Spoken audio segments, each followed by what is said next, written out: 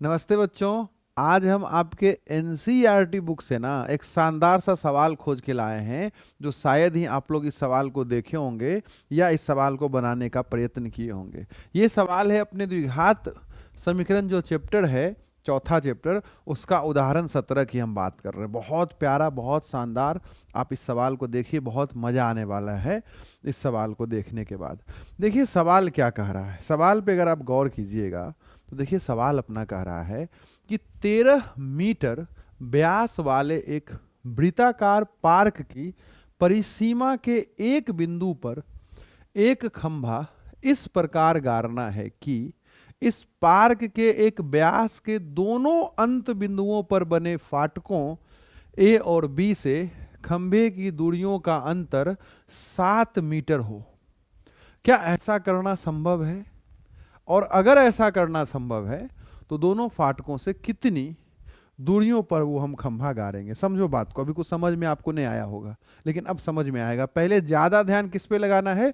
सवाल समझने पे। फिर इसको कैसे हल करेंगे उस पे फोकस करेंगे। ठीक है, दूसरा पार्ट है वो सवाल का। पहला पार्ट क्या है भाई? कि सवाल पहले समझो। तो सवाल समझो। एक वृत्त के आकार का पार्क है, ठीक है। उसका भाई व्यास है। हर वृत्त का व्यास होता है, तो इस वृत्त का व्यास है, उसका भी हालांकि मान दे रखा है 13 मीटर। कह रहा है कि भैया जो वृत्त का व्यास है ना, उसके दोनों अंत बिंदु पे फाटक बना है। दोनों अंत बिंदु पे फाटक बना है और बुक में नाम दे रखा है कि फाटक ए है और फाटक बी। वृत्त के आकार का एक पार्क है, 13 मीटर का व्यास है और व्यास के अंत बिंदु पे दो फाटक। कह रहा है कि क्या ऐसा करना संभव है कि इसके परिसीमा पे, मतलब इसके बाउंड्री पे एक हम खंभा गाड़े। एक खंभा गाड़े, मान लो वो खंभा हम बिंदु पी पे गाड़ देते हैं। बिंदु पी पे गाड़ देते हैं, कोई बड़ी चीज नहीं, गड़ जाएगा, कहीं भी गाड़ा जा सकता है खंभा।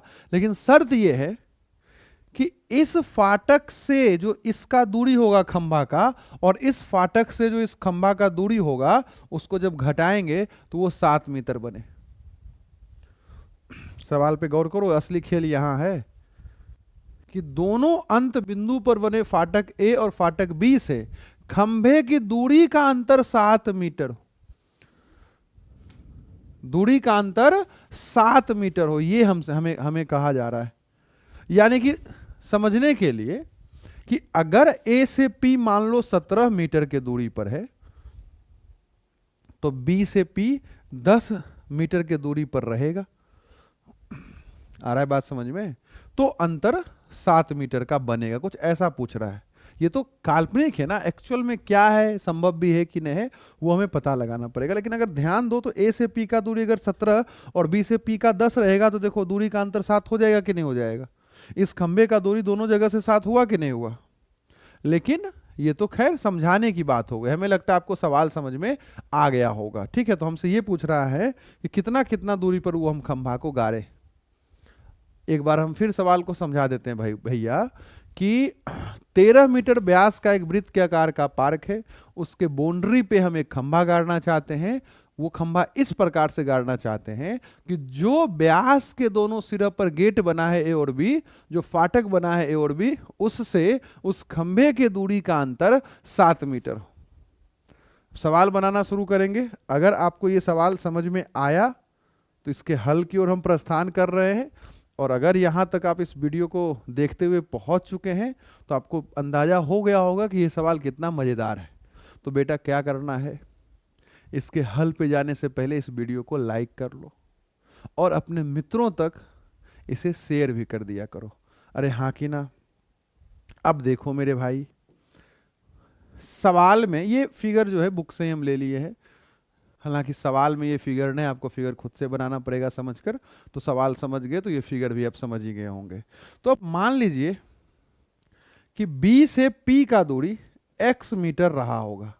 मान लेते हैं कि भैया फाटक बी से खंभा पी का दूरी जो है वो क्या है, x मीटर है। ठीक है, हम कल्पना कर लिए हैं कि यहां खंभा गाड़ दिए। बिंदु पी पे जो है इस पार्क के परिसीमा में एक बिंदु पी रहा है जहां पे हम खंभा को गाड़ दिए, ऐसा हम कल्पना कर लिए। तो भैया बी से पी को अगर हम मान लें x मीटर, या ऐसा आप समझ लो, आप ऐसा समझ लो, सवाल में क्या कह रहा था कि ए फाटक से खंभा का दूरी और फाटक बी से खंभा का दूरी जो है उसका अंतर 7 है। समझो, मान लो कि ए से पी हो गया दूरी, फाटक ए से खंभे पी का दूरी को हम क्या लिख सकते हैं मैथमेटिकली, ए पी, और फाटक बी से खंभा पी जो है ओकर दूरी को हम कैसे लिख सकते हैं, बीपी। सवाल में क्या बोला कि भाई जो दूरी है उसको घटाएंगे तो 7 मीटर आएगा। अरे हाँ कि ना। अब हम यहां क्या कर रहे हैं, हम बीपी को मान लिए x मीटर, तो एपी क्या हो जाएगा, ई माइनस में उधर जाके प्लस, तो x प्लस 7 मीटर। अरे आ रहा है समझ में क्या, आप कहिएगा हाँ सर। यानी कि अगर हम बीपी को x मीटर मान रहे हैं तो एपी x प्लस 7 मीटर हो जाएगा। हमें लगता है ये बात आपको समझ में आया होगा। एग्जाम में अगर ये सवाल आ जाएगा तो इसको कैसे बनाइएगा, तो एग्जाम्पल में बेहतरीन तरीका से सब कुछ लिखा है, वहां से कैसे लिखना है वो अप्रोच सीख लो, और सवाल कैसे बनेगा वो यहां से समझ लो मेरे भाई। 10th स्तर के आप विद्यार्थी हैं, इतना तो आप कर ही सकते। खैर हो गया। अब एक चीज और देखो, आपको पता होगा कि कोई भी जो वृत्त है, कोई भी जो अपना वृत्त होता है बउआ, उसका व्यास जब आता है तो वृत्त को बराबर 2 भागों में बांट देता है, और वो दोनों भाग क्या कहलाता है, अर्धवृत्त कहलाता है। हाँ कि ना। और एक चीज और आप 9th के स्तर पर जरूर पढ़े होंगे, नहीं पढ़े तो जान लीजिए 10th में भी सवाल आता है कि अर्धवृत्त पे बना कोण कितना होता है। तो अर्धवृत्त पे जो कोण बनता है उसका माप होता है 90 डिग्री। तो अर्धवृत्त पे ये जो कोण बन रहा है इसका माप 90 डिग्री हो जाएगा। तो ये जो फिगर दिख रहा है, क्या ये एक समकोण त्रिभुज की तरह काम करेगा क्या, आप कहिएगा हाँ सर। तो एक हम समकोण त्रिभुज की अब यहाँ संकल्पना कर सकते हैं। आ रहा है बात समझ में। तो इस समकोण त्रिभुज को हम यहां बना लेते हैं। ए, पी और बी, मान लो ये फाटक ए है, ये फाटक बी है, और ये अपना खंभा है। चूंकि ये अर्धवृत्त का हिस्सा था इसलिए ये मेरा 90 डिग्री हो गया। समझ लेना, ये समझ गए अगर 90 डिग्री हो गया तो सवाल खत्म। अब समझो बीपी मेरा क्या है, x मीटर, और ये मेरा क्या है 13। क्यों, क्योंकि ये व्यास है। देख लो ध्यान से, ये व्यास है और व्यास दे रखा है सवाल में 13 मीटर। और ए से पी क्या है, x प्लस 7। अरे भैया कोई दिक्कत, आप कहिएगा सर कोई दिक्कत नहीं। अब ये क्या है, एक समकोण त्रिभुज है, तो पाइथागोरस प्रमेय लगा सकते हैं क्या। एक समकोण त्रिभुज भी हर समकोण त्रिभुज में पाइथागोरस प्रमेय अप्लाई हो सकता है, लगा लो। 4.2 में भी आप इसको पढ़े होंगे, 8th स्तर से पढ़ते आ रहे इस चीज को, त्रिकोणमिति में आप पढ़े होंगे। तो कर्ण का स्क्वायर, 90 डिग्री के सामने जो भुजा है वो कर्ण, तो सीधा 13 का स्क्वायर कर देते हैं। अब x का स्क्वायर कर लेते हैं, प्लस x प्लस 7 का स्क्वायर कर देते हैं। अरे भैया कर्ण स्क्वायर बराबर लंब स्क्वायर प्लस आधार का स्क्वायर, तो कर दिए। तो 13 का स्क्वायर 169। हाँ सर, x का स्क्वायर बेटा x स्क्वायर ही रहेगा, और यहां a प्लस बी का होल स्क्वायर कर देना है। तो a का स्क्वायर प्लस b का स्क्वायर प्लस 2ab जो कि 14x हो जाएगा। ध्यान से देखो, a का स्क्वायर यानी x का स्क्वायर, 7 का स्क्वायर यानी 49, और 2ab का मतलब 7 दूना 14x हो जाएगा। 169 को उधर भेज देते हैं तो इधर 0 बचेगा, तो x स्क्वायर हो गया 2x स्क्वायर, ये बन गया 49, या 14x को पहले लिख देते हैं, ये बन गया 49 और माइनस 169, प्लस में उधर जाके माइनस 2x स्क्वायर 14x घटाव 120। 2 कॉमन ले सकते हैं क्या, हाँ सर, या 2 से भाग भी कर सकते थे। चलो 2 कॉमन ले लिए, 2 उधर जाकर 0 बन जाएगा। इधर गुना में था, उधर जाके भाग हो जाएगा, तो भाग होने पे भी वो जीरो ही रह जाएगा। तो ये मेरा बन गया द्विघात समीकरण। जो सिचुएशन दे रखा था उससे हम एक द्विघात समीकरण प्राप्त कर लिए। लेकिन सवाल में अगर आप गौर कीजिएगा तो ये जो लाइन दे रखा है कि क्या ऐसा करना संभव है, इससे क्या आपको समझ आ रहा है कि पहले जांच करना पड़ेगा कि जो सिचुएशन वो दिया है ये संभव भी है क्या।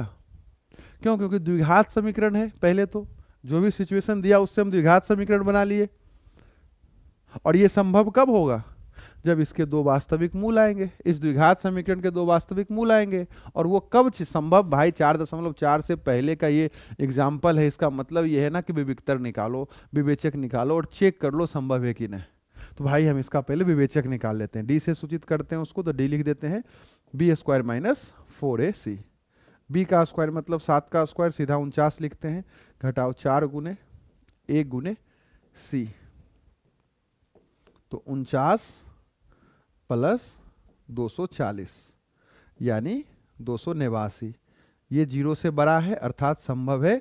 इसके दो वास्तविक मूल होंगे, मतलब जो सिचुएशन दिया था वो संभव है।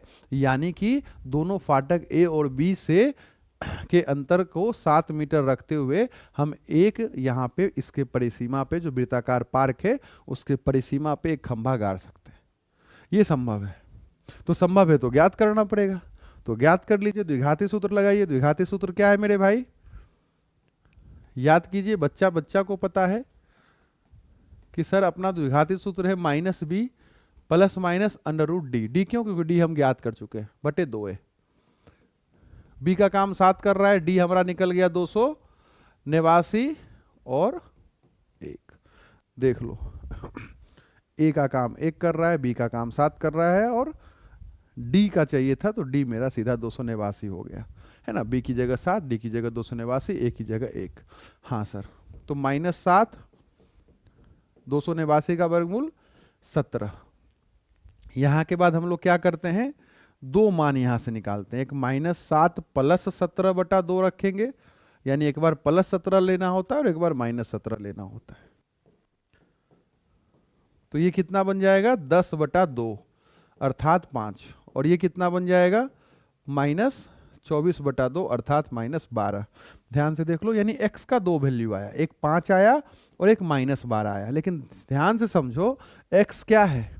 x आप किसको माने हैं? x आप माने हैं बीपी को। x किसको माने हैं? बीपी को। और बीपी क्या है? दूरी है, दो बिंदु के बीच का दूरी है। और मेरे भाई दूरी जो है कभी माइनस में तो नहीं आ सकता है, दूरी एक माप है और वो माइनस में कभी नहीं आ सकता है। तो x का जो दो वैल्यू मिल रहा है ना, इसमें हम -12 को छोड़ देंगे। इस सिचुएशन में -12 सेट नहीं करेगा, यानी x का वैल्यू जो -12 आ रहा है वो यहां कोई काम का नहीं है। यानी x का वैल्यू हम क्या लेंगे? 5 लेंगे। x का वैल्यू क्या लेंगे बउआ? 5 लेंगे। अर्थात बीपी यानी फाटक बी से खंभे बी का दूरी जो होगा वो मेरा होगा कितना? 5 आया ना, 5 मीटर। तो ए से पी का क्या दूरी होगा? x + 7 अर्थात 12 मीटर। आ रहा है बात समझ में? तो बन गया। पहले पूछ रहा था संभव है क्या ये सिचुएशन? संभव है। दोनों फाटक से कितनी दूरी है? तो पता चल गया, 5 और 12 मीटर का दूरी है उस खंबे का दोनों फाटक से। हमें लगता है ये सवाल समझ में आया होगा, ये सवाल बहुत पसंद भी आया होगा आपको, कि देखिए कितना प्यारा प्यारा सवाल हमारे अपने ही बुक में दिया गया है ना। तो अगर वीडियो पसंद आपको पड़ा है, अच्छा लगा है, तो लाइक कर दो बेटा, और अपने दोस्तों के साथ इसे शेयर कर दो। बहुत बहुत धन्यवाद। जय हिंद, जय भारत।